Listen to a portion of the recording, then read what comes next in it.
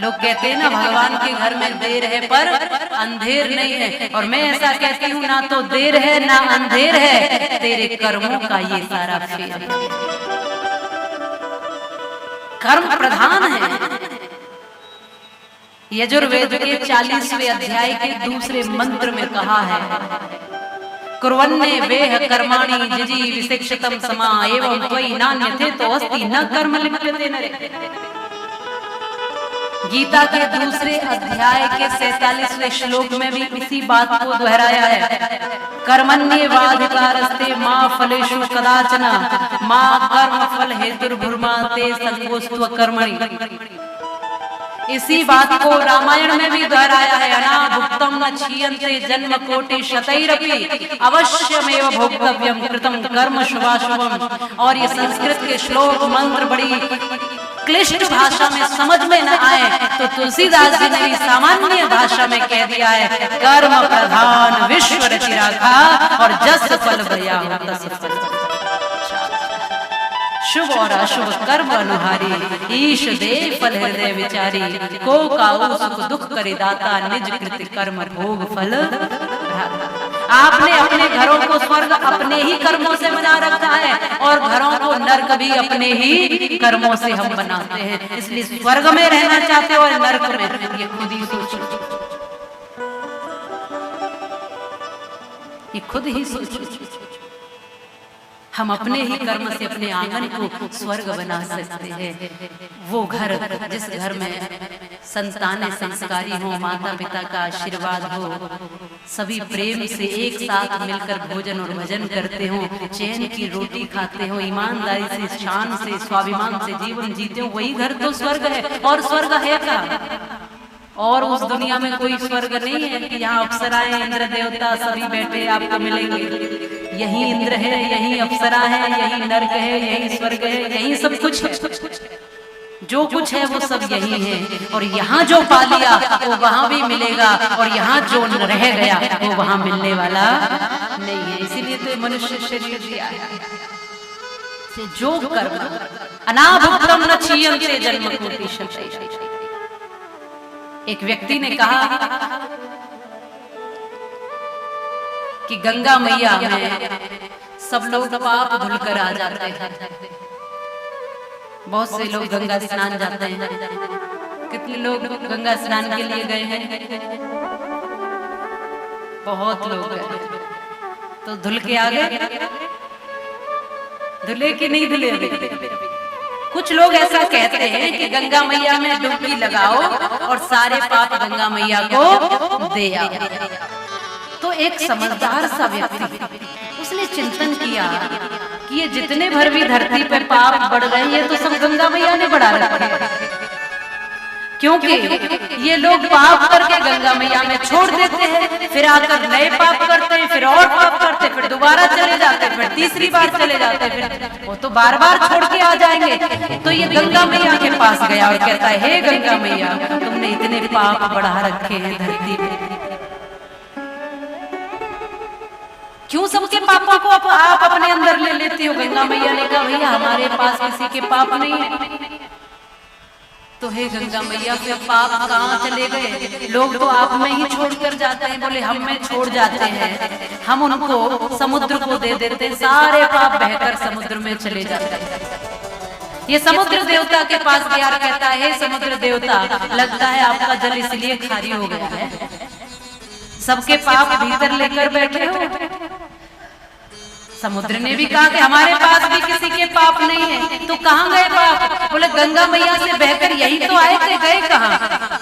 समुद्र ने कहा कि गंगा मैया से बहकर यहाँ आए और यहाँ भी हमने रखे नहीं, हमसे तो बादल ले गए, भाप बनकर सारे उड़ गए ऊपर।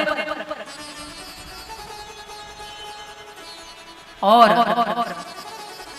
इसने आवाज लगाकर कहा कि ए बादलों, तुम इसलिए काले काले हो रखे हो, इसलिए काले हो रखे हो क्योंकि सबके काले पाप तुमने अपने भीतर ले रखे हैं। बादलों की गड़गड़ाहट भी मानो ये कहती है कि भैया हम भी आपके पाप अपने पास नहीं रखते हैं। तो कहाँ जाते हैं पाप? बोले जिस जिसके होते हैं उस उसके ऊपर बरसा जाता है।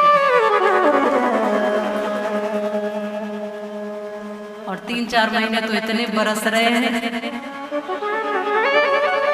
अब मैं सोचूं कि ये बरस क्यों रहे थे, ये बंद ही नहीं हो रहे।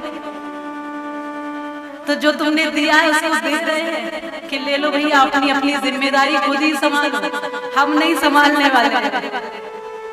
निश्चित रूप से कर्मण्येवाधिकारस्ते मा फलेषु कदाचन, निश्चित रूप से कुर्वन्नेव कर्माणि जीवति समा, ये शास्त्र कह रहे हैं, ये वेद कह रहे हैं, ये रामायण रामचरितमानस गीता सभी कह रही है कि जो बोओगे वही तुम्हें काटना पड़ेगा। अनाभुक्तम न क्षीयन्ते जन्म कोटि शतैरपि, इसलिए ये भूल जाना कि कहीं का कहीं हो जाएगा। उदाहरण के लिए कि आप एक विद्यार्थी यदि हिंदी में अच्छा लिखता है तो हिंदी में ज्यादा नंबर आएंगे, और अगर मैथ में गणित में कम लिखता है या कम क्वेश्चन का समाधान करता है तो कम नंबर आएंगे। कभी ऐसा नहीं होता कि हिंदी के गणित में जुड़ जाए या गणित के किसी और विषय में जुड़ जाए, ऐसा होता नहीं है। सबका अलग अलग अलग अलग विषय है।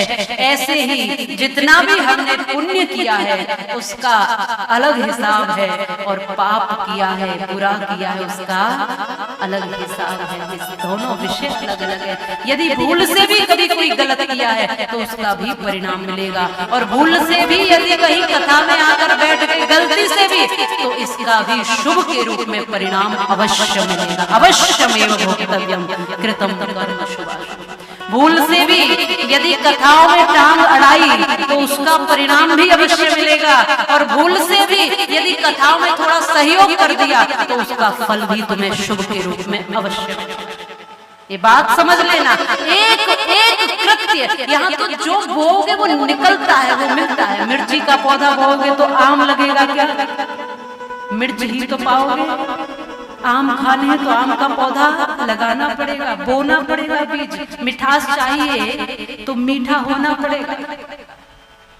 इसलिए ये स्पष्ट साधारण विषय है कि जैसा करोगे वैसा यूं की त्यों आपको मिलने वाला है।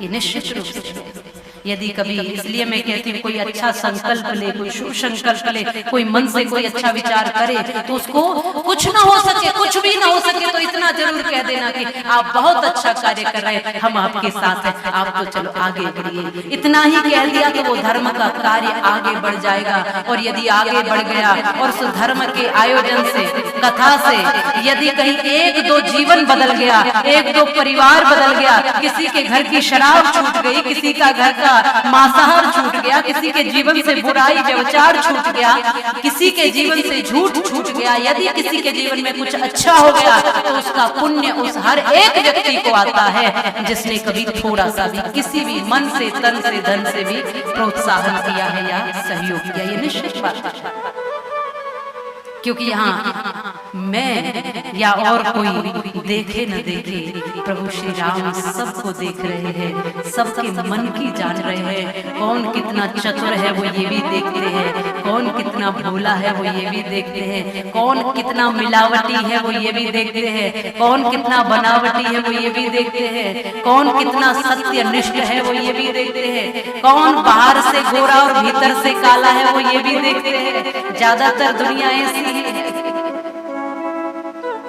मैं देखूं न देखूं, आप देखो न देखो, लेकिन राम सबको देख रहे हैं।